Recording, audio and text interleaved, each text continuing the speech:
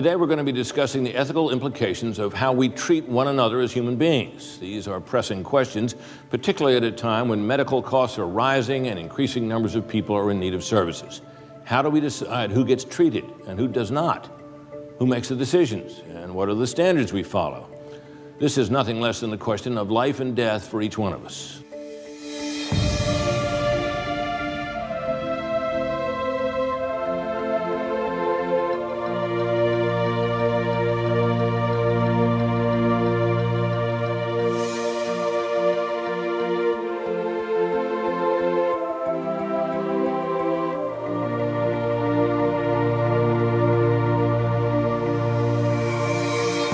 I was the SOD, surgeon of the day, and the nurse said, "Doc, we got a very badly injured guy out here. You better come out right away." So I went out and took a look at him, and he was lying in a stretcher, and he was really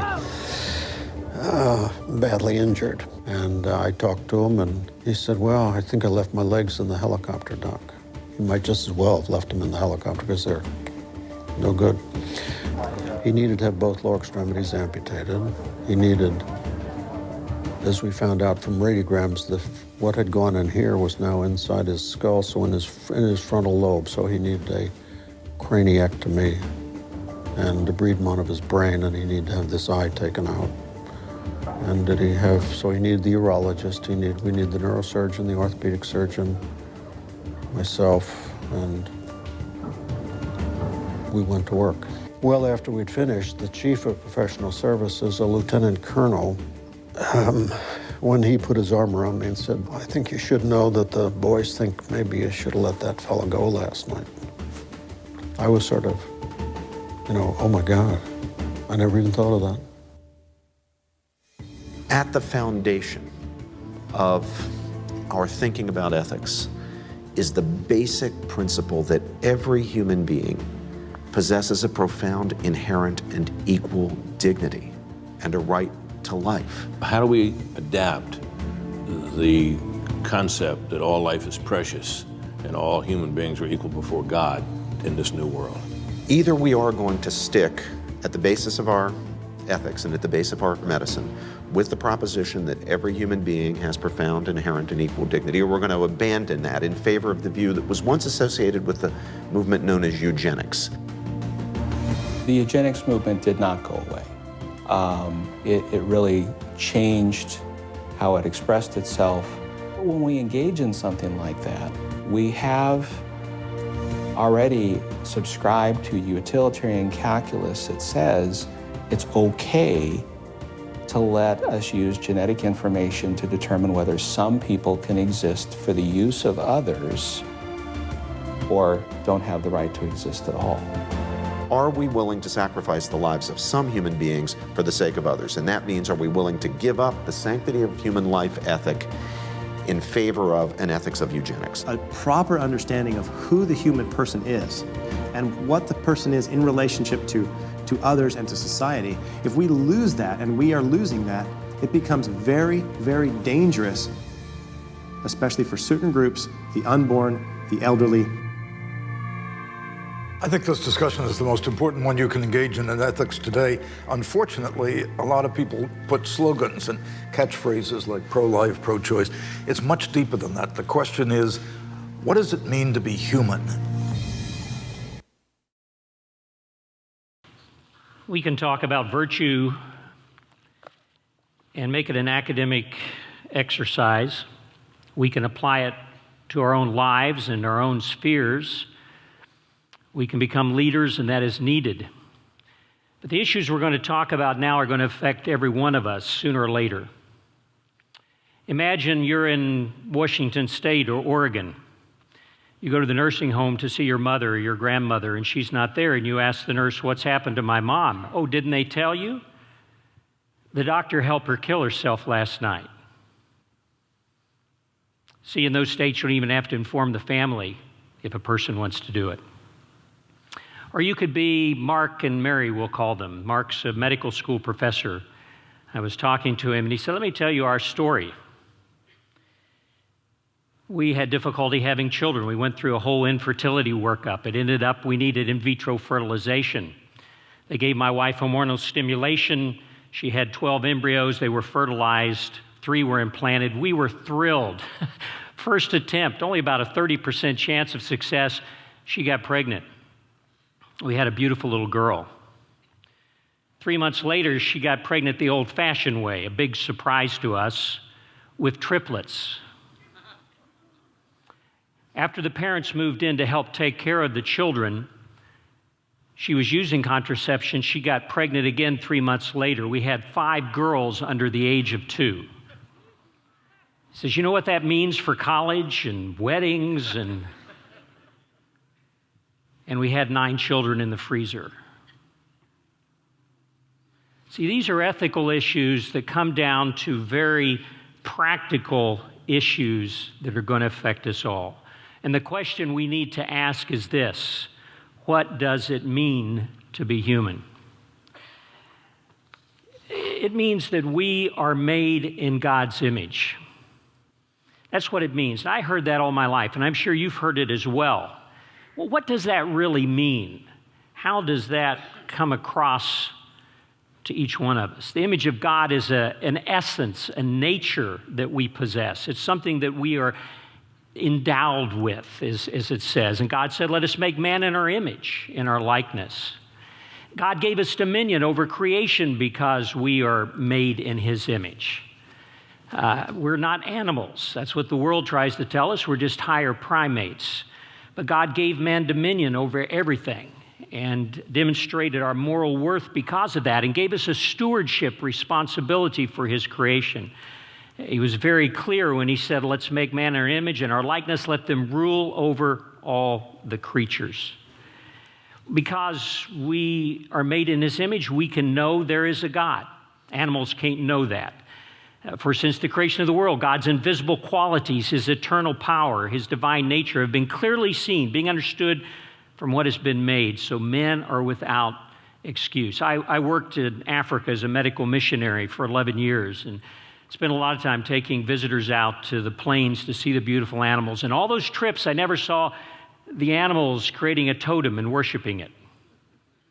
They have no ability to do that. And yet you can go anywhere in the world and you will find men and women worshiping something. Even an atheist worships themselves. Because inside we have this sense that there's something higher than us. God's image means that we can fellowship with God. We can fellowship with God. It said very clearly that the Lord God was walking in the garden. He fellowshiped with Adam and Eve. And then as you go and read soon after the fall, he instituted a fellowship offering, a sacrifice to restore fellowship between men and God, because he desired that and he knew men needed that. The New Testament talks about our fellowship with the Holy Spirit, with Jesus Christ, with God the Father. We can fellowship with God. God's image means we have a conscience. Yes, it can be seared. We can get to the point where it's not formed very well. But innately, God created in us a sense of right and wrong. And even those with a seared conscience realize some things they shouldn't do. It's very clear. And to a lesser degree, we have godlike capacities. We have many of the attributes of God to a lesser degree. We have self-awareness and consciousness. We know we exist because the Bible tells us, God says, I am. He is the great I am, and he gives us that ability. He gives us rationality. The reason we have science, the reason it developed in Western civilization is because we were not animistic. We realized God had created an ordered world, and it was rational. We could understand it, and we could reason and deduct. We have the ability to love and be loved. Why? Because God is love. And because of his image dwelling within us, we have the ability to communicate. In the beginning was the Word. God communicated with us, and we have a high level of communication ability. As the scripture says, what is man that you're mindful of him? The Son of Man that you care for him. You made him a little lower than the angels. You crowned him with glory and honor.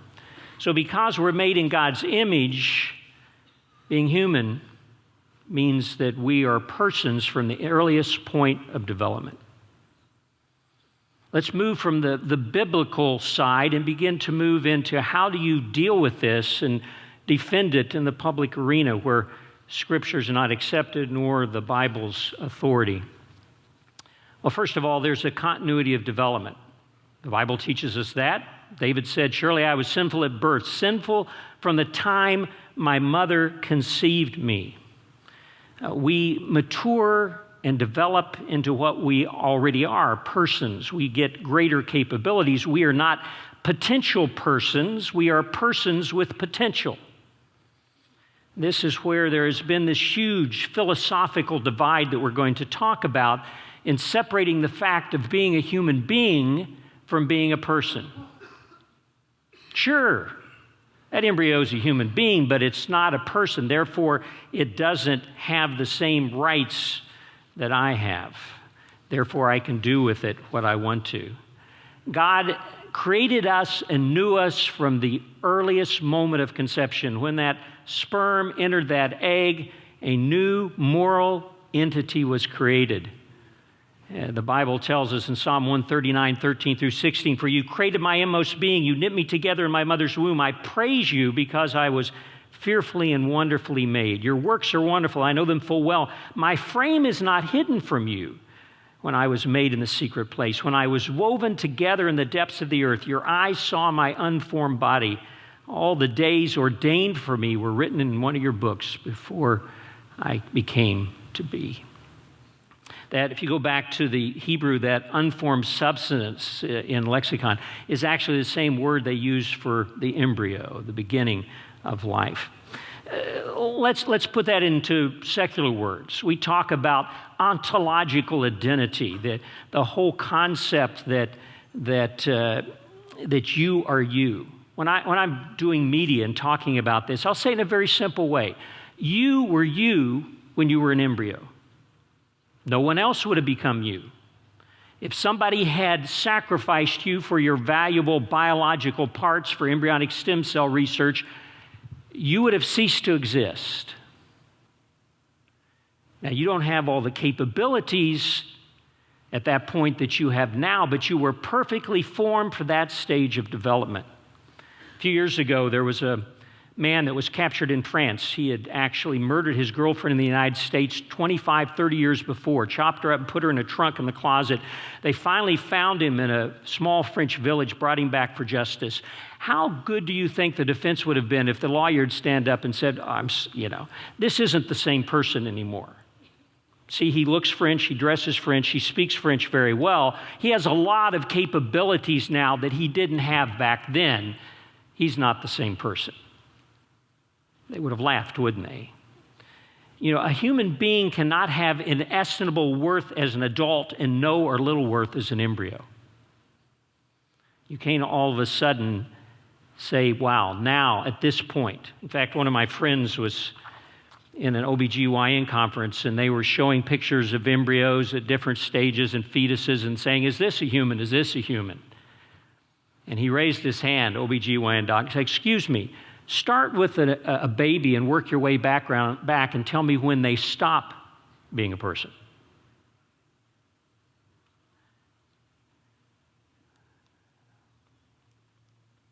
Personhood is based on each individual's inherent rights, and our Declaration of Independence teaches this very clearly. It says, all men are created equal and enhanced by their Creator with certain inalienable rights, among which are the right to life, liberty, and the pursuit of happiness. Endowed, inherent, those means that those are inseparably bound from you. No Congress, no court, no president, no king can strip those away. You can forfeit your right to liberty. If you and I go out and rob a bank when we finish our time here this morning, we could forfeit that liberty. If we kill someone, we could forfeit our life. But no one can take it away from us. It is bound to us. But see, those in the secular world say, no, there's a utilitarian personhood. Your capacity equals your rights.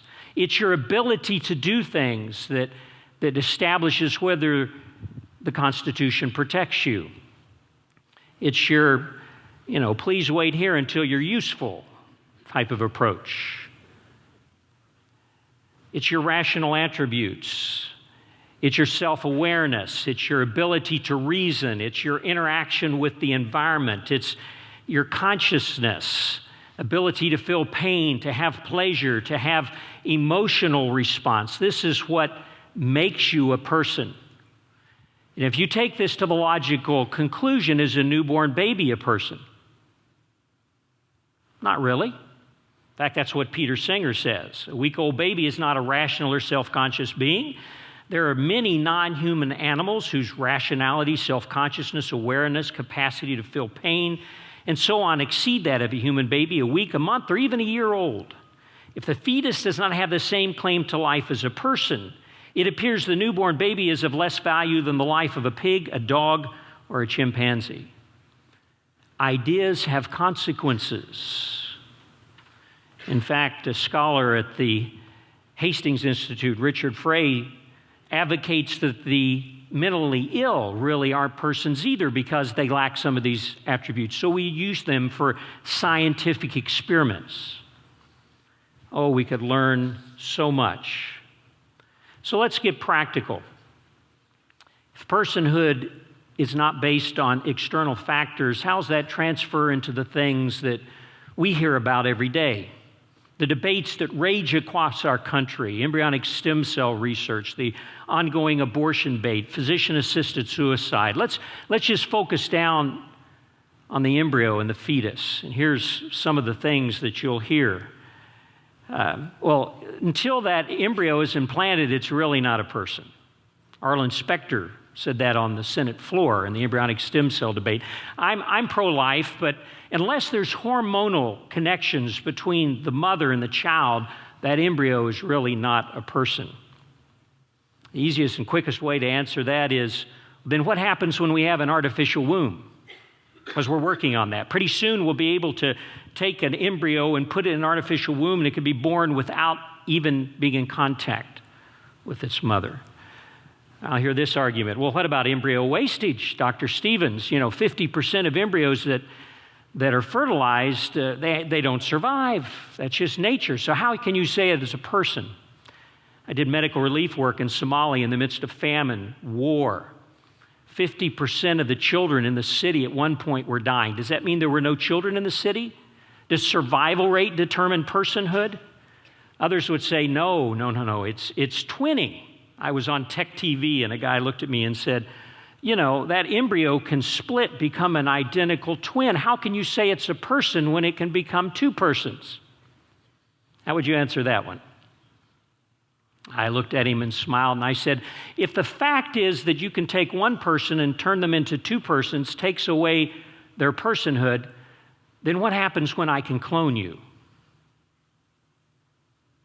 See, when you speak in the public forum, what you use is analogies, stories, illustrations. That's how Christ taught. That's how he worked with the Pharisees and the Sadducees and the authorities of his day. That's how he taught.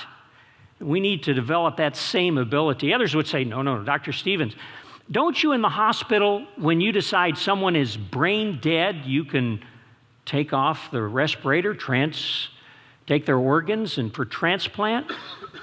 The embryo, the fetus, up till, 45 days after fertilization, has no detectable brainwave. So how can you call that a person?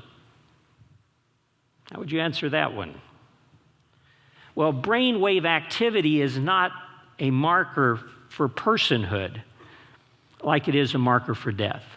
See, the difference between that patient in the hospital that has no brainwaves is they have no future. I can guarantee you they're not going to walk out of the hospital. But that embryo, that fetus, even though it may not have brainwaves, has all the potential of developing and becoming what God has designed them to be. Others would say, no, it's pain sensation. The ability to feel pain makes you a person. Well, let's say you walk up to me after we finish and you say, Dr. Stevens, I don't know, that coffee this morning just didn't settle. I got this pain down here, what they told you not to do. We're doing a little, sidewalk consult here. And, being a good doctor that I am, I just lay you out on the floor, examine you. You have appendicitis. It's classical. And, as a brother and sister, I didn't want to take good care of you, so I take you down to the hospital. And, I used to be a missionary doctor. I've done a lot of this stuff. So I'll give you the anesthesia, and then I'll do the surgery, and we'll have a word of prayer before I do it. But, after I get the anesthesia in place, I never really liked you very much. So I just turn the anesthesia up and knock you off. Have I harmed you? You didn't feel a thing. In fact, you went to sleep just so happy that I was there. See, that confuses the whole issue of the sensation of harm with the reality of harm. I've taken away your future, your life, your relationships. The fact that you didn't feel it doesn't make any difference. Others would say, it's viability. That's what the Supreme Court in Roe versus Wade insinuated. It's a matter of viability, but viability is not dependent on what we're dealing with. It's dependent on our technology. When I went through residency, we could keep prematures alive at 28 weeks. Now it's 22 weeks. We get an artificial womb. It might be any time. It has nothing to do with what we're dealing with. And others say, no, it's birth. Well, personhood does not depend on location or dependency. In fact, if you ask a mother when the baby seems to be more dependent on her, it's the morning after it's born, when she's getting up at night and making bottles and changing diapers. We know that there is huge worth, whatever the status of development. That's what it means to be human. There's a sanctity of human life, and we know we must have an obligation to protect it. Then how do we respond to some of these present and future technologies? Let's talk about a few of them, just very briefly. You go to the front page of Time magazine, the cover, and you'll see issue after issue over the years that now are things we're debating and many of them doing in our society. Embryonic stem cells, a huge debate a few years ago. And under these arguments is a radical pragmatism in embryonic stem cell research. It's okay to do a little bad so something really good could happen. Kind of a utilitarian ethic. Let's just weigh that on the scale. Oh yeah, if we could cure it, so all these promises were made that we were going to have spectacular cures. Parkinson's disease was going to be cured. And all of a sudden we drove a wedge, put a hole in the ethical dam to say, okay, if enough good, let's let it happen. And now we bear the consequences of that, a practice that first of all is immoral. It's wrong to destroy one human being for the benefit of the other because of human dignity. It's impractical. We found that out. Where are the cures?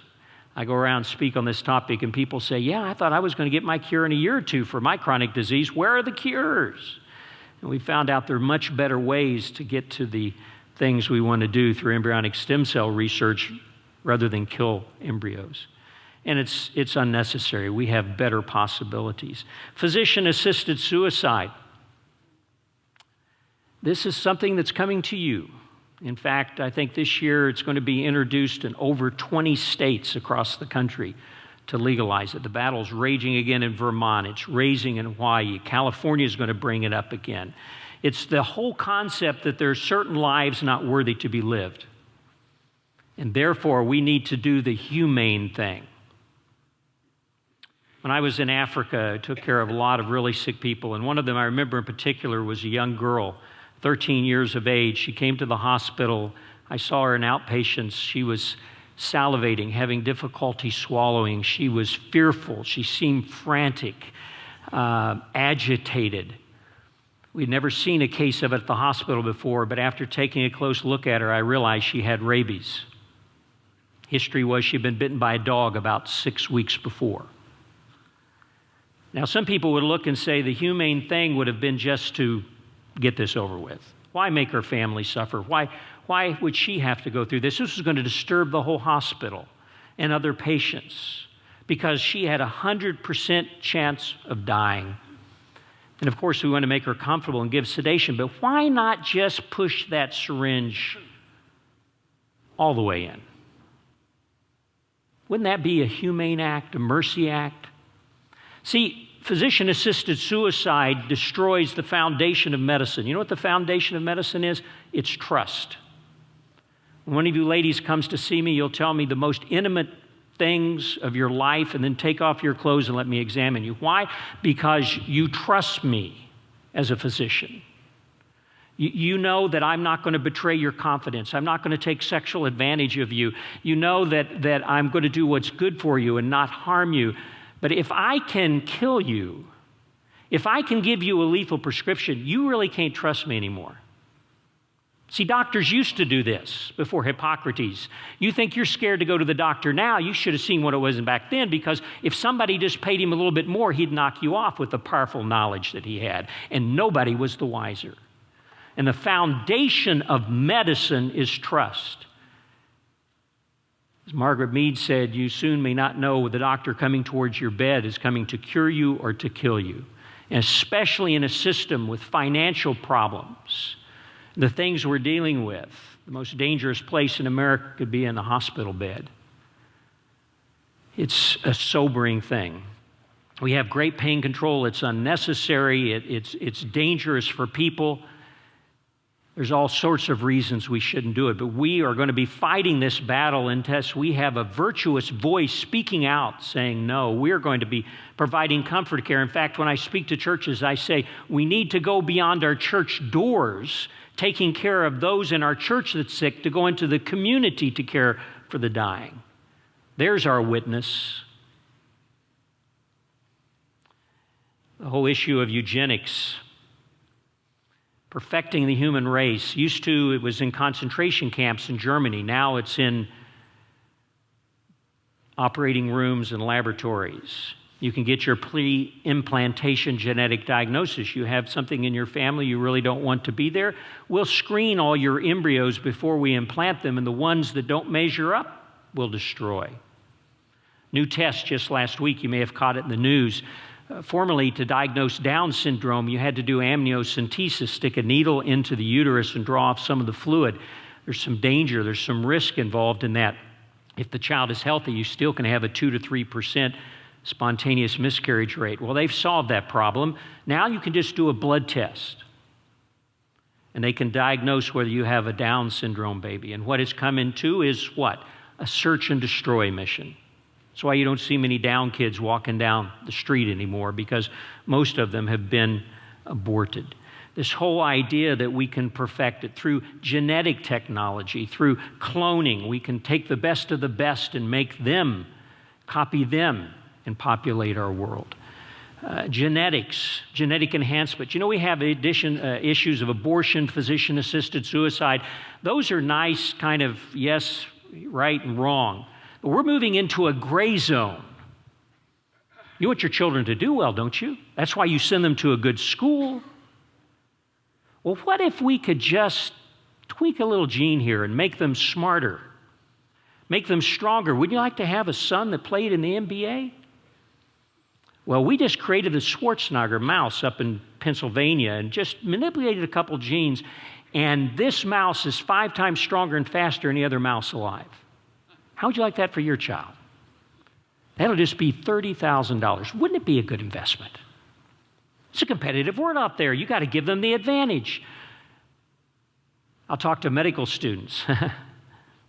Medical students, are studying awful hard. New nanotechnology, they're talking about making a supercomputer the size of a cube of sugar. If I could implant that in your head, I'll say to a medical student, give you all medical knowledge, and every night while you sleep it's updated, would you take it? They've had enough sleepless nights, it's very tempting. These are the issues that we face and that we're dealing with. Let's finish with this. Remember this, God himself became an embryo. Christ could have come on earth at the age of 30, had his 3 years of ministry, died on the cross, but instead he sanctified every stage of human development. He experienced it all. I can't understand it. How could the God of the universe become a one human cell, the God who flung the planets and the stars into space, but he loved us and identified with us and experienced everything that we've ever experienced and sanctified human life. we need to do the same and be voices of righteousness into our culture. The couple that I mentioned at the beginning, the doctor and his wife, they prayed and thought, we aren't going to destroy our children in the freezer. Maybe we should put them up for adoption. They prayed, and instead they went back, and she went through 3 implantations of 3 embryos each, realizing they could have 14 kids. And she didn't get pregnant again. But she did the right thing. God bless you.